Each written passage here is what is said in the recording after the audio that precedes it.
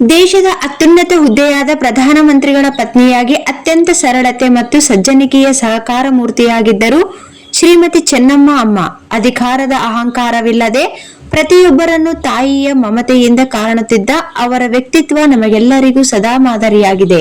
ಅವರು ಕೇವಲ ಮಾಜಿ ಪ್ರಧಾನಿಗಳ ಧರ್ಮಪತ್ನಿಯಾಗಿರಲಿಲ್ಲ, ಬದಲಾಗಿ ಜೆಡಿಎಸ್ ಕುಟುಂಬದ ಬೆನ್ನೆಲುಬಾಗಿ ಕಷ್ಟ ಸುಖಗಳಲ್ಲಿ ಸಮಚಿತ್ತದಿಂದ ಇದ್ದ ಮಾತೃ ಸ್ವರೂಪಿ. ಅವರ ಅಗಲಿಕೆ ಇಡೀ ನಾಡಿಗೆ ಮತ್ತು ಅವರ ಕುಟುಂಬಕ್ಕೆ ತುಂಬಲಾರದ ನಷ್ಟವಾಗಿದೆ. ಅವರ ಸರಳ ಜೀವನ ಶೈಲಿ ಮತ್ತು ಮೌಲ್ಯಗಳು ನಮಗೆಲ್ಲರಿಗೂ ಸ್ಫೂರ್ತಿಯಾಗಿ ಉಳಿಯುತ್ತವೆ. ಅವರ ಆತ್ಮಕ್ಕೆ ಶಾಂತಿ ಸಿಗಲಿ ಮತ್ತು ಈ ಅಪಾರ ದುಃಖವನ್ನು ಭರಿಸುವ ಶಕ್ತಿಯನ್ನು ಭಗವಂತನು ದೇವದುರ್ಗ ಅಪ್ಪಾಜಿ ಕುಟುಂಬಕ್ಕೆ ಕೊಡಲಿ ಎಂದು ಪ್ರಾರ್ಥಿಸುತ್ತೇನೆ ಎಂದು ದೇವದುರ್ಗ ವಿಧಾನಸಭಾ ಕ್ಷೇತ್ರದ ಶಾಸಕಿ ಕರೆಮ್ಮ ಜಿ ನಾಯಕ್ ಅವರು ತಿಳಿಸಿದರು.